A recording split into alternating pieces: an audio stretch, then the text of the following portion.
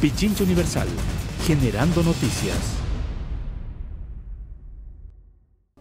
El especialista en mejoramiento de la justicia penal, abogado, el doctor Santiago Arguello, muchísimas gracias por acompañarnos.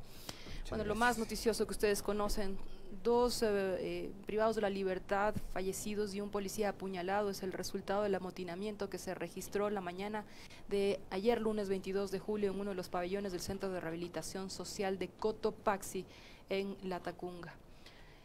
Bueno, estamos viviendo escenarios realmente complicados, lamentables, en medio de un estado de excepción por la crisis carcelaria. Una primera panorámica, por favor, y bienvenido. María Isabel, muchas gracias, gracias por la invitación.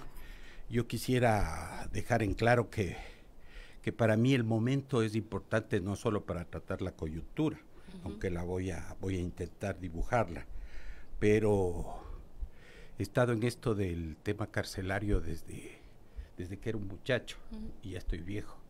Entonces han pasado varias décadas que yo, como les digo a mis estudiantes cuando los tengo, he estado preso y hemos sido parte de esa comunidad carcelaria y podemos hacer un análisis con cierta profundidad. Yo sí creo que en general sobre el tema de las prisiones nos pronunciamos como en el fútbol, a lo que venga, claro. Todos nos sentimos en capacidad de decir cualquier cosa. Y hay muchas cosas que se repiten, se reciclan, siguen diciéndose, pero no corresponden a la realidad y a las necesidades del sistema carcelario. Por ejemplo, el tema de la violencia, no es que la violencia en las cárceles no existió antes, siempre existió. Recordaba yo esta mañana que al venir para acá que habíamos sido amenazados por el comandante duro, Toral Salamea, ¿te acuerdas? En los tiempos de Febres Cordero. ¿Por qué razón? Porque tenía 4 años, creo. No eras bien pequeñita, pero en ese momento nosotros recibíamos simplemente una nota en la Dirección de Rehabilitación Social, 5 presos sometidos a la ley de fuga entre las garitas 5 y 7 en la penitenciaría del Litoral. Y uno se preguntaba, a ver, ¿cómo? Y yo me fui a investigar. Y esos eran muertos con fusil, con ametralladora, wow. Y no con las M1 que tenían nuestros guardias. Entonces esto... Pero estamos hablando de 1984, 86, sí. 86. 86, 87, cuando yo lo denuncié. Y evidentemente esto ha sido la dinámica de siempre. ¿Qué es lo que está cambiando ahora? Este aparato que sirve para muchas cosas, pero también para reportar en términos inmediatos esas muertes, aquellos actos de violencia.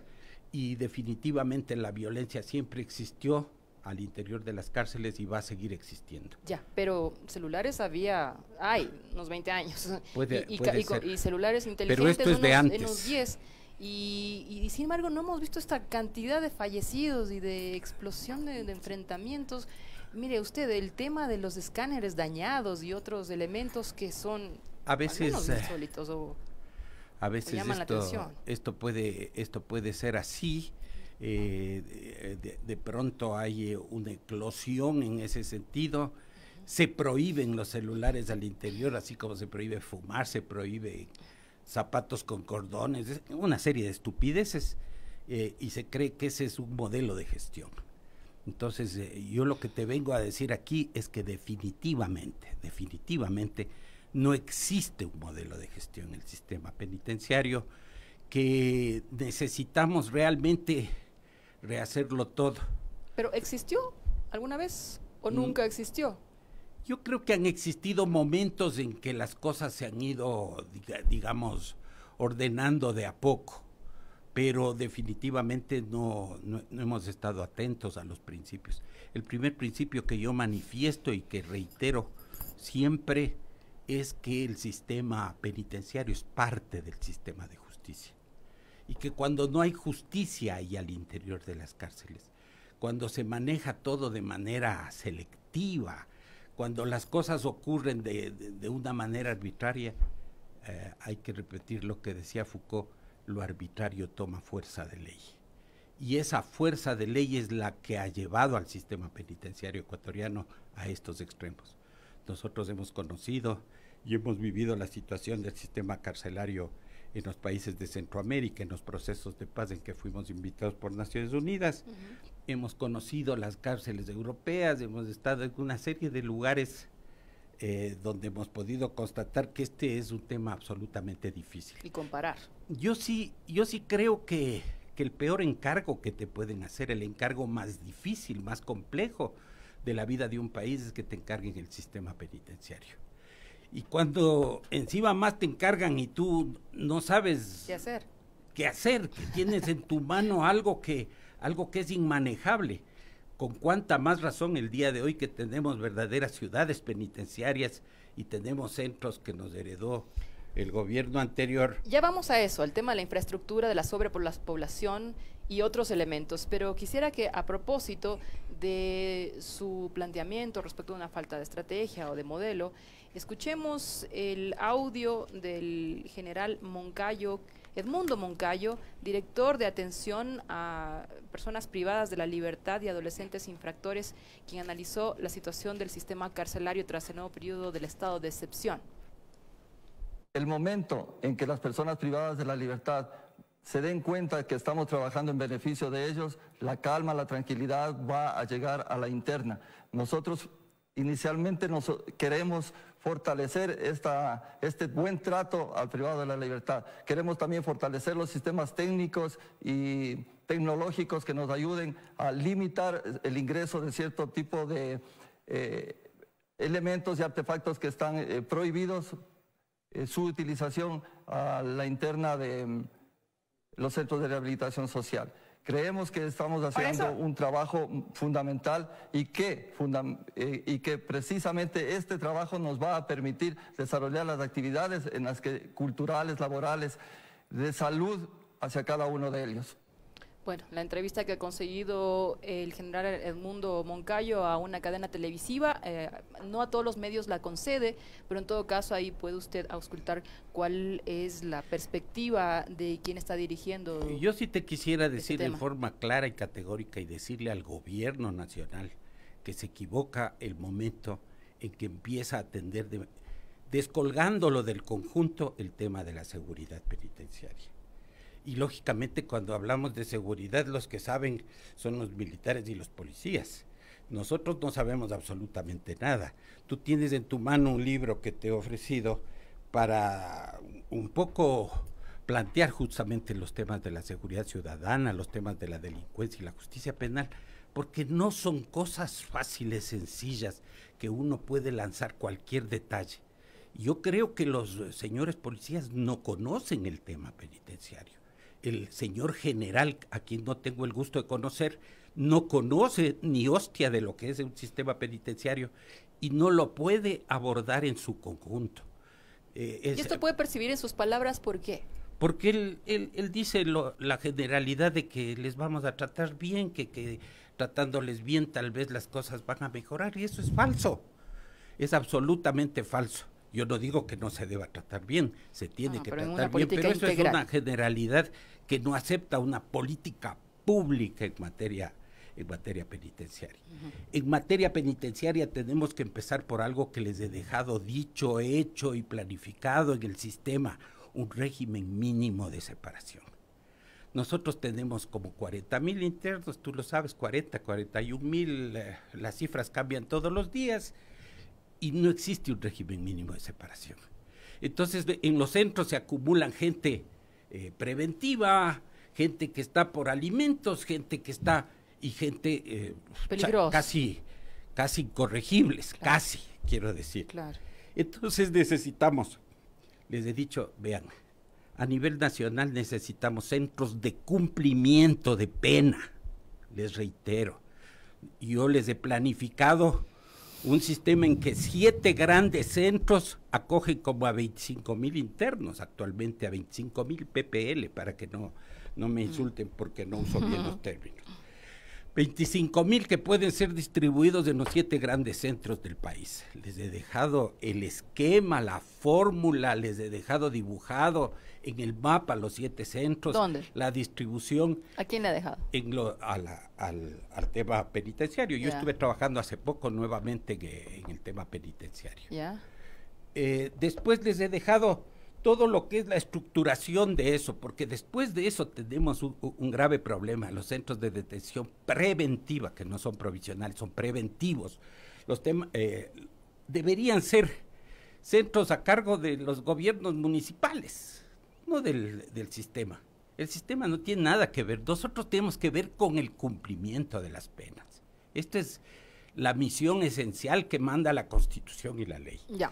Ahorita topó justamente el tema de su planteamiento de que pueda distribuirse de una forma más inteligente la población carcelaria a los distintos centros de rehabilitación, porque actualmente existen centros en donde hay un 80% de sobrepoblación, es decir, el hacinamiento y los servicios básicos faltantes son un serio problema, y si es que a esto le agrega lo que desató el amotinamiento, el prohibir las visitas, el separar a su familia, que es el único quizá motivo por que mantener, digamos, la esperanza de salir, rehabilitarse, si es que es el caso, pues tenemos una bomba de tiempo.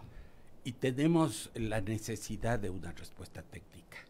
Yo creo que esto se maneja por principios, pero también se maneja por una cierta técnica y un cierto conocimiento en el manejo de la población carcelaria.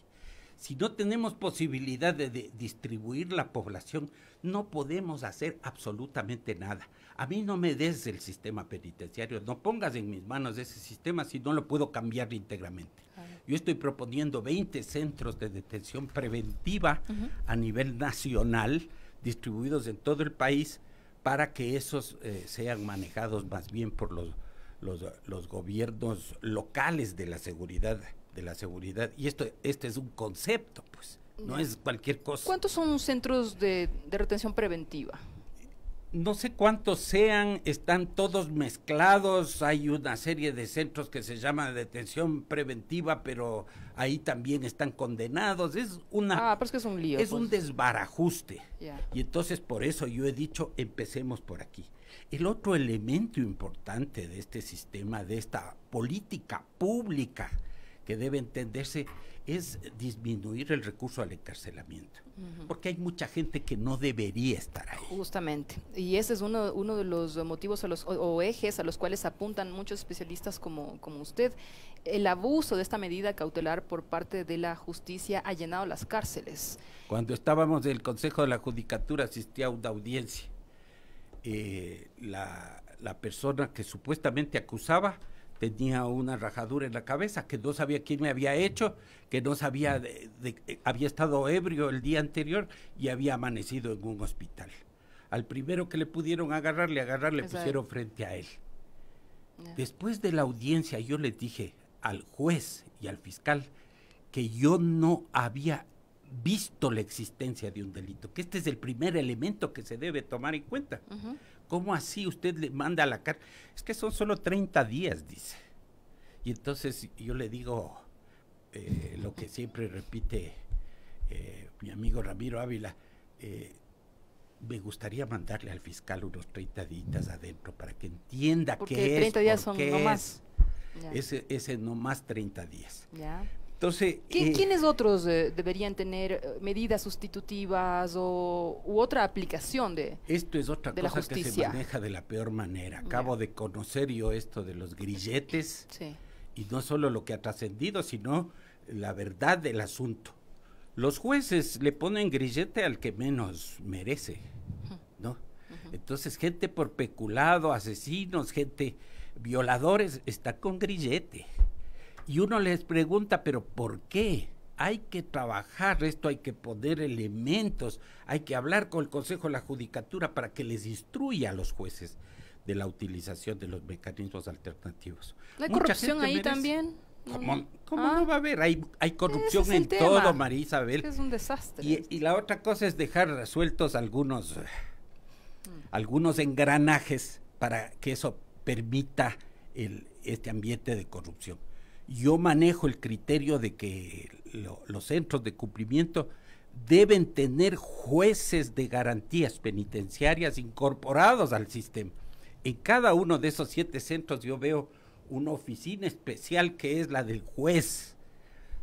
Esto se ha probado 20, 30 años en otros países, lo he visto funcionando en España, en Costa Rica, y nosotros somos incapaces. No, es que son mucha gente, muchos nuevos jueces. Yo les estoy diciendo 7 jueces para los 7 centros de cumplimiento. ¿Por qué razón? Porque evitaría la corrupción en la administración penitenciaria. Esto que llaman administración penitenciaria se ocupa de todo, da permisos, el tema de los traslados, todo es fuente de corrupción, pero la fuente mayor de corrupción es el uso de lo que llamamos beneficios de ley, ¿no es cierto? Entonces el más pillo es el que tiene mejores abogados, presenta cualquier cosa. El señor que fue condenado hace pocos días, pastorcito evangélico, sí, este señor Jonathan, me pedía que le mande a la cárcel 4 porque él había hecho colaboración eficaz. Y el caso era que lo que le había ocurrido a este señor es que se había arrepentido, entre comillas, después ni siquiera la información que Dios nos condujo. Así es, a encontrar a descubrir el cadáver de esta pobre chica que me duele hasta conversar. Así es. Así la gente, el peor de los delincuentes sale con prelibertad. ¿Sabe qué utilizan? Un código del año 82 que no está en vigencia. Eso le utilizan. Entonces la prelibertad con 40% de ejecución de la pena, ya presentan la solicitud y los peores pillos salen, porque ahí hay corrupción, y yo les he dicho de frente, aquí hay corrupción, hay manipulación de los casos para dar beneficios de ley a la gente que no lo merece. ¿Y quiénes están allí que podrían tener otro tipo de tratamiento? Yo creo que siempre hay que abrir la posibilidad de que una persona se regenere. Cuando yo hablaba con un amigo mío, escritor y abogado, actualmente representante de los presos a nivel mundial en Naciones Unidas, este señor en la primera página de su libro tenía una foto con el número de prontuario. Él había vivido esto. Y él decía algo que es cierto, no es que utilizando un sistema todos podemos cambiar, todos podemos enmendarnos, no es complejo. Este es un trabajo individual, algo que me ocurrió a mí, que algún momento hizo clic y yo cambié, y yo empecé a estudiar Derecho al interior de la cárcel, empecé a trabajar en esto, en lo otro, a escribir libros. Entonces ese individuo había cambiado, pero realmente no hay una fórmula mágica. Lo que sí hay es la necesidad de incorporar ciertos programas que estén al alcance de los presos. Ya, pero por ejemplo usted menciona que a veces padres que, por ejemplo, están sin trabajo y no pueden cumplir con las pensiones alimenticias, adentro del bote, sí, a la mayor peligrosidad, donde usted dice que están mezclados. Es la única respuesta, violadores, asesinos, que sabemos utilizar, es vamos al tacho. Ajá. Y aquellos que realmente merecen estar adentro, delincuentes de cuello blanco, casos graves de peculado, esos no llegan a la cárcel.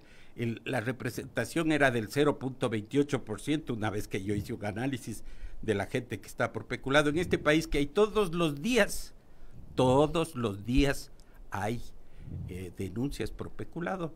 En este país no se producían esas denuncias. Ya, pero retomemos el tema de medidas cautelares que pueden aplicarse, porque hay una gama muy amplia de esas medidas sustitutivas a la prisión preventiva. Por ejemplo, en el caso, como le mencionaba, por citar un ejemplo de los padres que incumplen pensiones, que no tienen cómo pagar y que tienen que estar encerrados hasta que puedan pagar, y póngase que nunca consigan el dinero. Esto es absolutamente irracional. Necesitamos mecanismos, incorporar otros mecanismos, inclusive que puedan obligar a esas personas irresponsables a cumplir con sus obligaciones paternales. Claro. Pero asimismo... Pero el tema de presentarse cada 15 días, prohibir la salida del país, bueno, una serie de elementos Yo que siempre están le pregunto a la gente, porque me dicen, ¿por qué no se exponen las fotos de las personas? Le digo, a ver, usted y yo somos cumplidores de la ley, ¿sí? ¿Puede usted, Marisabel, caer en la red penal? ¿Puedo yo? Sí, la respuesta es sí. Estoy parado en el lugar inapropiado, en una fiesta, me pasa que a algo. una persona le pongan droga, por ejemplo, en un viaje. Y entonces nosotros nos transformamos en sospechosos de haber cometido un delito.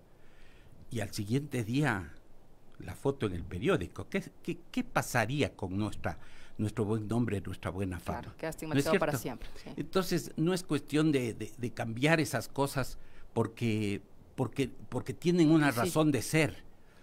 Ayer cuando hablaba este general, hablaba el señor el señor S. No, ellos ya son condenados. Esas personas condenadas se puede tratar decir con nombres, apellidos, sacar todo el currículum, poner la foto, etcétera, porque no hay la necesidad que tenemos cuando estamos en detención provisional o detención preventiva, porque en esos casos todavía la responsabilidad penal no ha sido establecida. Bueno, como este pastor Jonathan, que por tanto ponerle el C en efecto ya no hay la memoria del apellido. ¿Cómo es que se llama? Jonathan es que Carrillo. Y ahí sí, cuando ya es sentenciado, evidentemente se puede, según la ley de comunicación, se puede decir completo el apellido. Completo, porque no hay razón para ocultarlo. En el otro caso sí. Cuánta injusticia, ¿no? Hay mucha tenemos injusticia. Que cambiar. Hay mucha injusticia. Yo quiero, cuando yo doy clases, me gusta volver sobre la Constitución de la República y dejar esa impresión de la necesidad que tenemos de incorporar tantas cosas en este tema. Listo, con esto cerramos. Con todo gusto. Y me gusta cerrar con el 169 constitucional. Por favor. Dice, el sistema procesal es un medio para la realización de la justicia. Esto es a subrayar la realización de la justicia. Las normas procesales consagrarán los principios de simplificación, uniformidad, eficacia, inmediación, celeridad y economía procesal, y harán efectivas las garantías del debido proceso. Y esto es lo más importante. No se sacrificará la justicia por la sola omisión de formalidades. Esto que lo dice alguien de mejor manera, que hemos sacrificado la justicia en el altar de la ley. No somos tribunales de la ley, somos tribunales de justicia. Y también el sistema penitenciario es parte del sistema de justicia penal. Perfecto, muchísimas gracias. Pichincha Universal. Aquí se escuchan bien las noticias.